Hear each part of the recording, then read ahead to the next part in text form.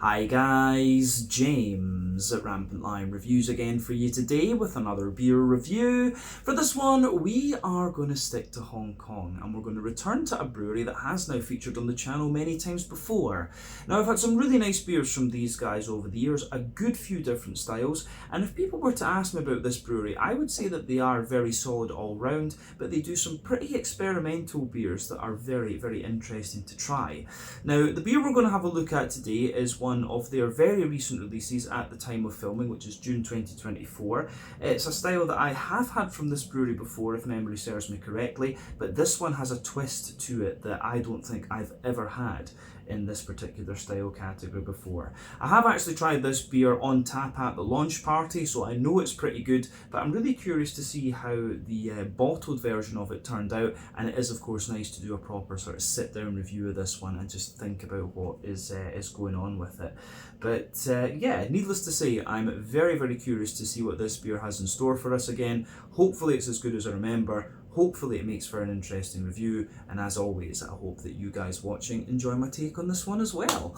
So yeah, for this review then, we are going to stick to the Kowloon side of Hong Kong. We're going to go to Yau Tong, which is in the kind of southeastern part of Kowloon, if memory serves me correctly, and we are going to go then to the wonderful Heroes Beer Company. So this particular beer is called KOBO-SAN.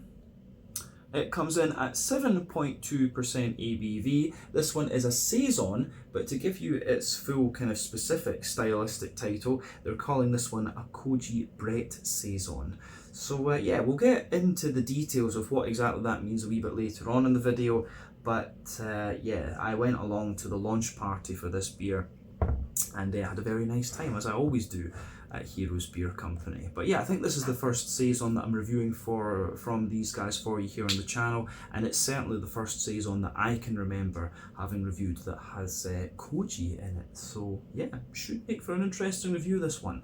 Let's crack on then and see what this beer has in store for us. So, as always with my reviews then, I'll tell you a little bit about the brewery before we taste the beer. If you want to get straight to the tasting though, just fast forward.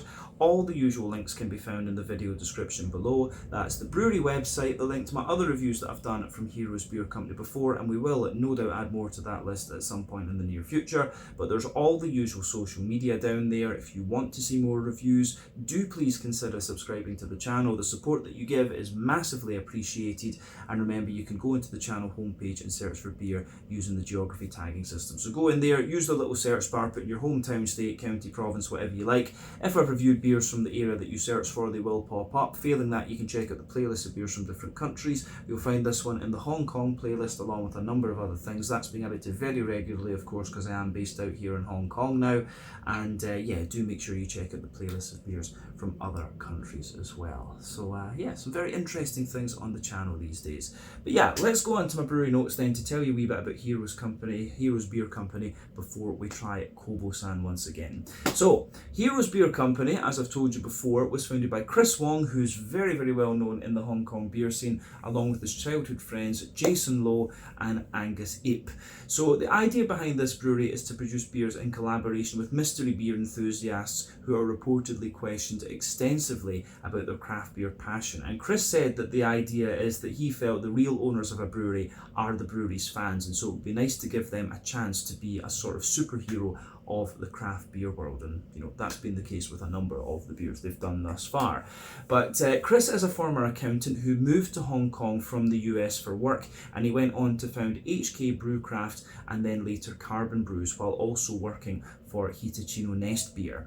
But Jason is another co-founder of HK Brewcraft and has a background in finance, development and project management, while also serving as the president of the Hong Kong Craft Beer Association. He's the general manager of the company and also a certified beer tester and cicerone, whereas Angus Ip is another fellow co-founder of HK Brewcraft, and he has a background in software engineering and finance. So yeah, quite an extensive set of business skills behind these guys.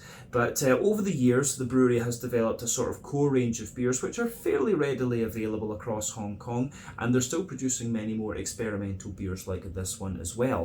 But the recipes are first developed on a very small 200-litre brew kit in the Heroes facility in Tong, while the core, bigger volume beers are produced by the Carbon Brews brewery up in Tan under contract.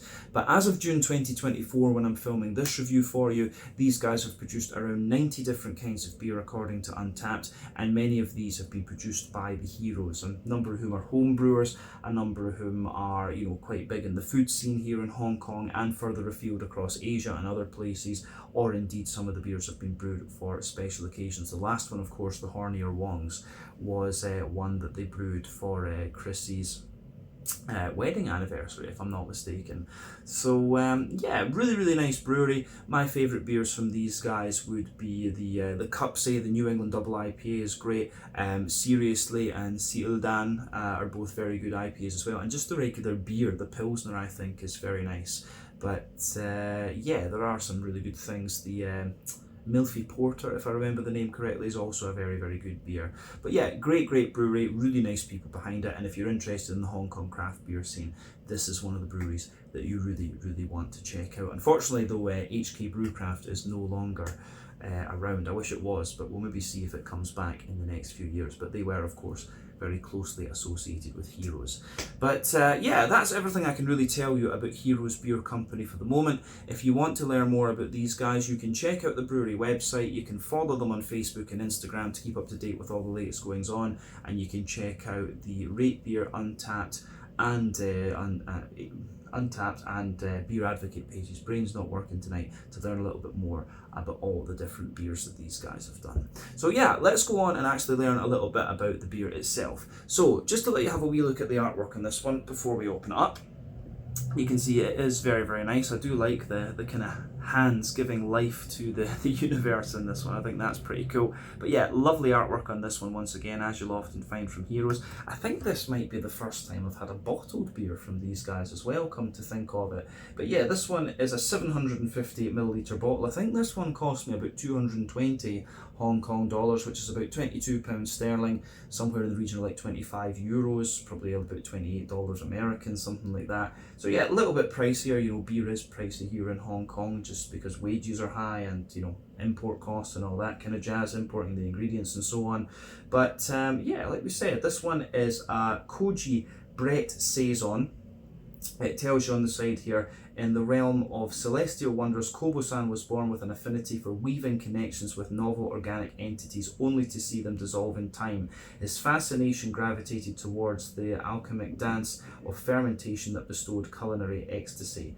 As if the cosmos revelled in jest, an enigmatic curse bestowed upon him the power to bind in eternal matrimony any life he touched. Defying fate, he wielded his enchanted mallet of luck, birthing uncharted domains brimming with outlandish organic phenomena. Though each creation became a cherished fragment of his essence, he relinquished them to the tides of existence. 2 cosmic cycles elapsed, a world emerged wherein he forged an indissoluble union with Aspergillus leucaensis, a dark koji bearing the essence of plums in its robust bouquet and exuding an eloquent symphony of lactic piquancy. From that point forth, destiny inscribed its tale. So yeah, tells you a little bit about the beer. But yeah, for those of you who don't know, and I learned this just before filming the video actually, koji is quite an interesting thing. I think it originates in Japan, but basically what they do to make koji is they take, for example, wheat, rice, or like soybeans and things like this. They basically mash it up. They add a powdered yeast to a sort of powdered mold to Aspergillus. In this case, it's the Aspergillus leucaensis that they've added to it. It's added at a slightly warmer temperature and it's left to ferment for a few days. And what that product gives you goes on to be the basis of like soy sauce and other kind of food pastes and things like that that are very popular in Japan. So yeah, basically you've got a Saison here with that kind of natural food fermentation kind of thing going on with it, and that's what makes it very interesting. KOBO-SAN was a lovely guy, incidentally, and he designed some food for us to try with this beer, which was pretty interesting as well. Actually, I do enjoy some of the fermented pastes and soybean pastes and things like that you can find over in Japan. But yeah, I don't think we really need to say much more about the beer. I think we can get this guy out into the glass and see what it's all about. But yeah, 7.2% Koji Brettanomyces Saison, this one. Let's have a go and see what this beer was all about once again. Nice little bit of smoke on the opening there. I was a bit worried it was going to get too excited, but we'll pour it into the glass and we'll see what we have.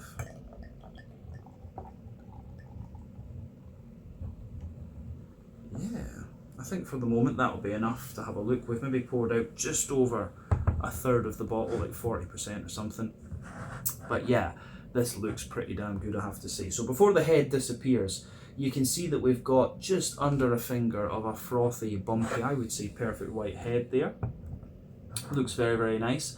You can see some medium-sized bubbles on the surface of the liquid, a few foamier ones as it goes further up, but that is just fading away to be a bit more of a kind of thin, foamy layer there. But yeah, you've got a lovely sort of naturally hazy colour to this one, lovely bright golden colour actually. So remember, the colour of your beer depends on a few things. One, the type of malts that you use. This goes a long way to determining your EBC rating. Two, length of your wort boil is also going to play a role, because the longer you boil the wort, the more the sugars caramelise and thus you get a darker colour of beer.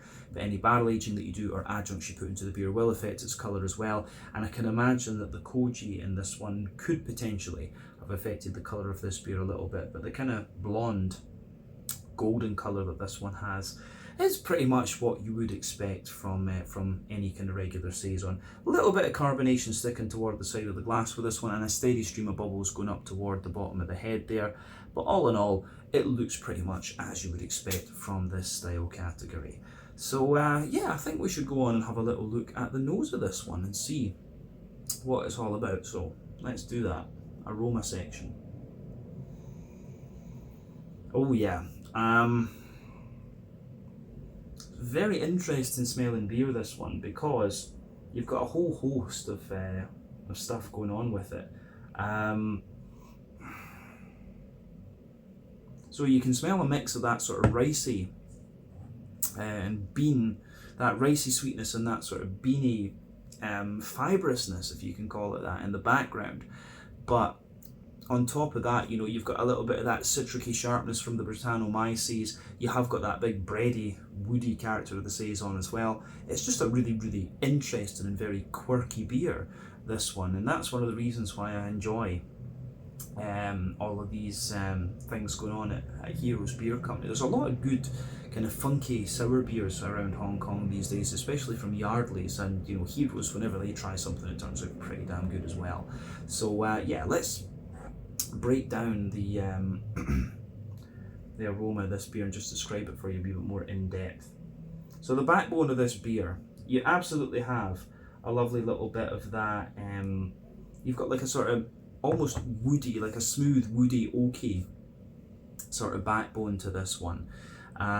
It's almost more like a kind of American oak actually. It has that very, very smooth character. Remember, European oak and American oak are different species of trees, so they have different characteristics. But yeah, you've got this almost smooth American oaky backbone to the beer. There's like a little touch of almost kind of vanilla quality to that as well. But yeah, big, sweet, like oily, ricey character sitting above that.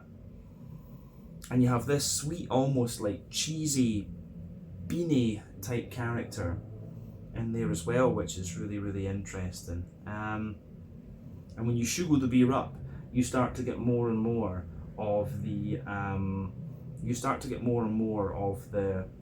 kind of bready side of this beer. There's a little bit of like sweet brown bread in there. There's definitely a slightly leathery note to this one. I think leathery was one of the tasting notes that was used when we actually did the kind of guided tasting of the beer at the brewery, but in the aroma you definitely get that in this case. So yeah, there's a wee bit of that leatheriness in there mixing in with all the woody characters I talked about earlier. You've got the sweet oily rice, that sort of bean, you know, kind of soybean kind of quality coming out of this one. But then yeah, bit of brown bread, bit of brown bready bread crust of course. Quite a little bit of white bread coming out of this beer as well. But in all, I would say that There's a little touch of like, you know, McVitie's digestive biscuit in there. There's a wee bit of like an oily, yeah, there's a wee touch of like a, you know, a Werther's Original butter candy, butterscotchy sort of thing. And I mean, it's 7% ABV. You'll start to get it in Saisons, but it's not going to take over the overall like aroma of the beer, that's for sure. Yeah, it's really quirky in that sense. There is definitely a little bit of biscuit and a little bit of like Werther's Original butter candy, butterscotchy sort of thing going on. But yeah, it's just amazing you're getting this almost kind of like camembert cream cheese sort of thing coming out of this beer. Interesting. Don't know if there's really too much more we need to say about the yeasty side of it. You can smell a little bit of the sort of citricy sharpness of the you can smell a little bit of that citricy sharpness of the kind of Brettanomyces in this one on the top of the nose for sure. But on the hoppy side of things with this beer, there's a little bit going on as well. I mean, with Saisons, it's always interesting to talk about what mentality of hopping you want to have. Quite often they'll use older hops in Saisons that you know, have lost a little bit of their alpha acid potency and things because they want the funkiness of the yeast and so on to come through with these beers. But this one smells pretty fresh actually. So on the hoppy side of this beer, I'm getting a little bit of, there's certainly a wee touch of earthiness to this one for sure. There's a little bit of herbal character as well, and quite a little bit of, there is quite a lot of floral aromaticity and bright grassiness with this one. I wouldn't be surprised if it's you know, something like Centennial or maybe even, I don't know, about Motueka or something like that. One of the more lemon or limey leaning hops, yeah, like Centennial, Equinaut or Motueka, something like that. It could also just be one of the slightly stronger, you know, German noble hops like Pearl or Hercules or something like that. But I think it smells just a bit too floral and bright to be like German, for example. I think it's American or New Zealand hops that are in this one. So yeah, the green component in this one, yeah, lots of zesty grassiness and there, quite a little bit of floral character. I mean, you could leave this beer to age a little bit and let the hoppy character kind of drop out of it, but you know, it's not that high an ABV Saison, so yeah, that's questionable how well that's going to turn out. But yeah, in terms of the fruitiness of this beer, for me, there's a good little bit of sort of Werther's, you know, there's a good little bit of like, not Werther's Original, we said that a minute ago. There's a little bit more of this kind of oily, peary kind of character, sultanas for sure. Yeah, sultanas, you know, dry white green grapes, a little bit of that kind of gooseberry type note as well, but then yeah, a lot of white wine Venice type character coming out of it too. So yeah, the way everything kind of pieces together in this beer, I think, is it's really interesting from that perspective. So gets a thumbs up from me, that's for sure. Yeah, I don't know if there's really anything else we need to say about the aroma of this one, but I think it does come across really as a very interesting and very quirky beer. So as I always say, take a little bit of time to enjoy the aroma of the beer before you get stuck into it, but I think we should have a taste of this one now and see what it's all about. So this one is the KOBO-SAN, a 7.2% Koji Brettanomyces Saison from Heroes Beer Company in it's not Kaifeng, Yaotong, Kowloon side here in Hong Kong. Big shout out to KOBO-SAN who I met at the party. Let's get stuck in. Slàinte, skål, cheers, kampai.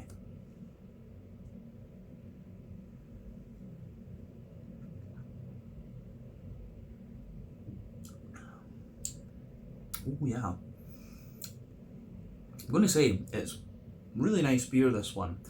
It does have a little bit more of a kind of sharper, citricy nature to it than I remember the tap version having actually. So it kind of goes to show you conditioning can affect the beer quite a lot. I think that's definitely fair to say, and you definitely get that in this one.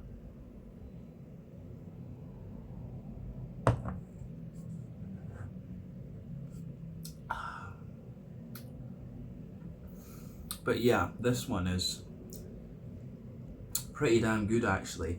It finds a really nice balance between being a really kind of bready, sharp, citricy Saison, but also having that really nice kind of savoury edge to it. I really do like how that, how all of that just pieces together on this one. It's a big thumbs up from me.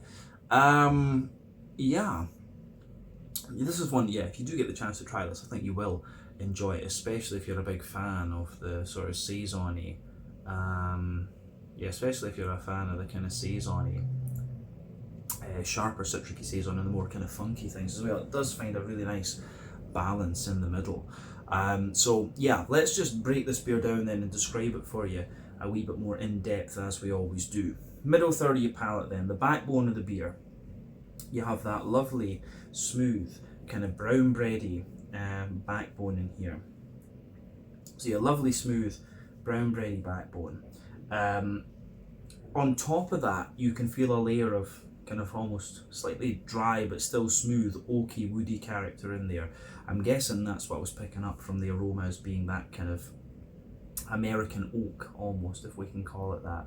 So yeah, the bread crusty backbone, smooth American oaky type character, and yeah, if you move further forward on that middle third of your palate, you get that little bit of you know, vanilla type sweetness coming out there. So yeah, a little bit of like smooth dry oak, a little bit of vanilla in there. Then on top of that, you start to feel a little bit of like a smattering of like cracker, Jacob's cream cracker, and a wee bit of like a brown, yeah, there's a kind of mix of like brown bread in there, but you've also got that sweet oily rice, and also that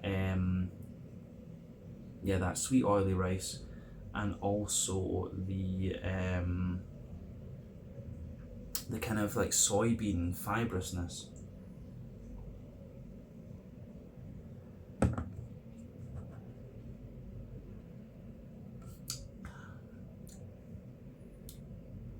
So yeah, all of that kind of lingers there. On top of that Jacob's cream cracker, but then above that you get this nice, smooth, like fresh white bready character coming out of the beer. And the thing is, the sort of malty middle of the palate in this beer, it really, you know, you get the dryness into the aftertaste, but you also just get that nice kind of smoothness, and it kind of grows a little bit in sweetness as well. Yeah, this is really quite quirky actually. I think it's very, very interesting. On the, yeah, on top of that though, on top of the kind of white bready layer, you can feel in the dead centre of your palate, there is a little circle there which is like, you know, Werther's original butter candy, butterscotchy type flavours, and that is of course the alcohol coming out of the beer. So that's nice. As you move further out from that, you start to get a little bit more of like a McVitie's digestive biscuity sort of thing to it as well, which I think again is very, very nice.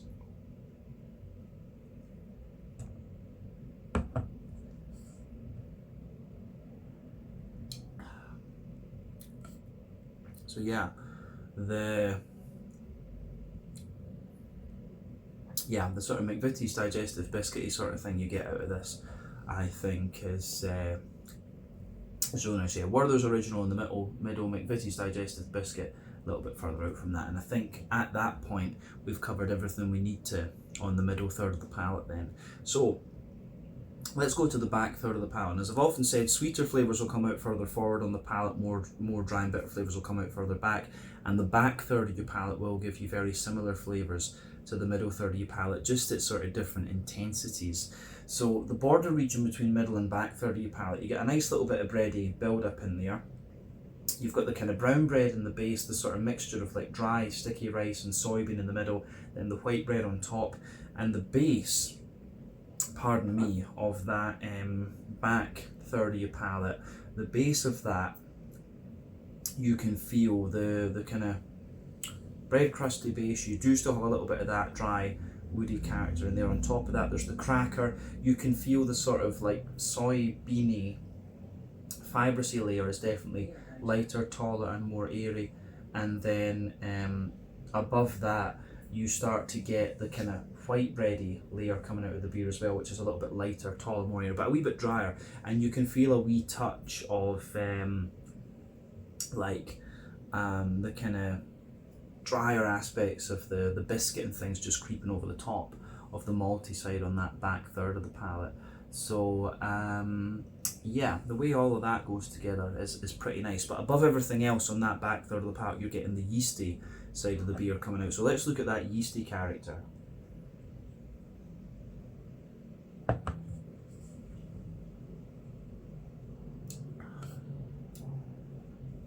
So yeah, yeasty side of the beer, for me, it's interesting because it's got sweet brown bread in the middle, then it has this more like crackery, dry, brown bready character around the edge, and there's a wee bit of sort of leathery character to this one as well. So yeah, a little bit of a leathery sort of note with this one.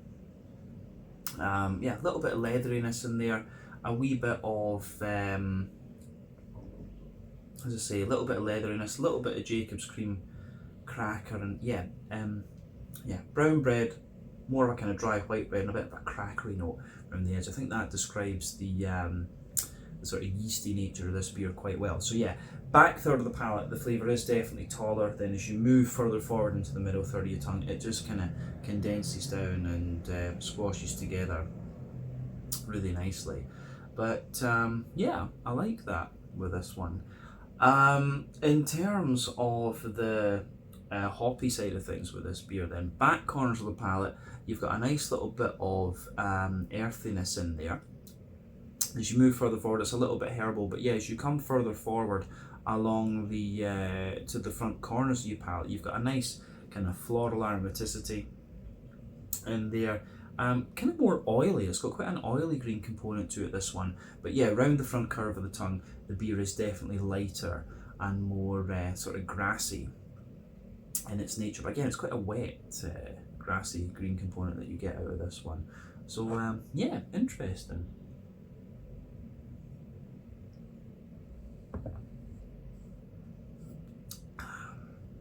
So yeah, front third of your palate then in this beer, on the fruity side of things. So the border region between front third and middle third of your palate, again you get a little bit of that bready build up in there, bit of kind of brown bread in the base, a bit more of that sort of ricey, soybean fibrousy character in the middle than the white bread on top. But the base of that front third of your palate is a little bit more like, yeah, you still have the smooth woody character in there. You've got a bit of brown bread, a bit of a kind of ricey character, the smooth white bread on top. Then you get that nice oily bubble where the juicy fruity esters kind of roll the way out of the beer. But at the back of that front third of your palate, there's a really nice kind of, yeah, there's a really nice sort of sharper, citricy sort of thing coming out of this one. So yeah, I think that's really interesting for sure. That's obviously coming from the Brettanomyces. So when you take this beer in, you do have that slightly lemon, mix of like lemon and like white wine, white or green grape, vinous-y character. So when you take the beer in, you get that little bit of impact flavour from it, which I find really interesting.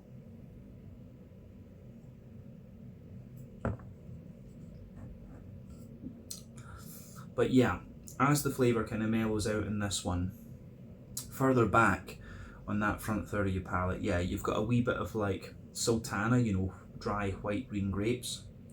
As you come further forward, there's maybe a little touch of oily pear, and as you move into the kind of front half of that front third of your palate, you've got a wee bit more of an oily, you've got a little bit more of a kind of, yeah, gooseberry type note coming out of this one. So yeah, there's a wee bit of like an oily gooseberry character in there, and then on top of that you have like a more kind of lemony, zesty, sharp sort of thing coming out of this one. So I'd be curious to know what hop they used in this, if it was a little bit like Motueka or Centennial or something like that. There's something telling me it's one of those two. But yeah, fruity side of this beer is really quite interesting because you've got that sharper citricy note from the Brettanomyces, of course, and then yeah, a bit of gooseberry, bit of pear, little bit of fresh green apple, something like that. Really interesting beer, this one. You know, after 4,000 odd reviews, you want beers that are going to test your palate, and this one certainly does that. So has my approval for sure. On the I think that's everything we need to say on the fruity side of the beer. So we can round off now with a wee quick look at the mouthfeel. For me, mouthfeel of this beer,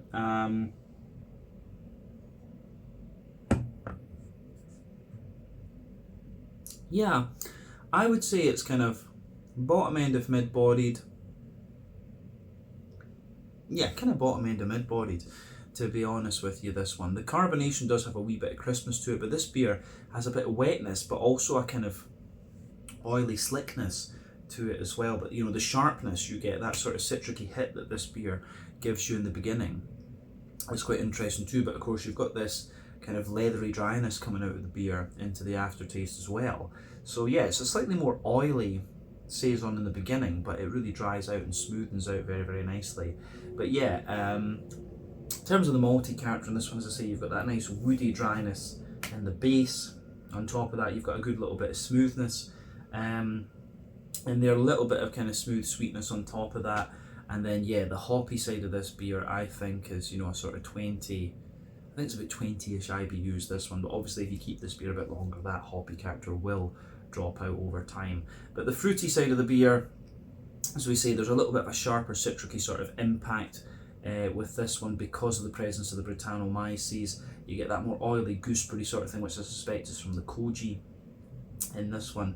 But yeah, it's got a lovely kind of mix of sharp and smooth oily characters in the fruity side of things. But all in all, really, really nice Saison, this one. Quite different from other Saisons I've had recently, and it certainly is one that caught my interest for sure. I think that's definitely fair to say. So yeah, I think we can leave it at that for this review. This one's been very, very interesting to try. So yeah, this was the KOBO-SAN, a 7.2% Koji Brettanomyces Saison from the wonderful Heroes Beer Company in Tong in Kowloon here in the Hong Kong SAR. So yeah, once again, thank you for watching my beer reviews. Until the next time, please like, subscribe, share, all the usual YouTube stuff. Let me know your own thoughts on this beer in the comments section below. Let me know what your favourite beers are from Heroes Beer Company as well, and we will no doubt return to these guys again at some point in the near future. I do have some really nice beers to look at from these guys going forward, and I still need to look at a few of their kind of core range things and review those properly for you on the channel as well. So keep your eyes peeled, and I will be seeing you guys very, very soon. Until the next time, Slàinte, Skål, cheers, check out my social media, check out Heroes Beer Company social media, and I'll catch you later. Slàinte.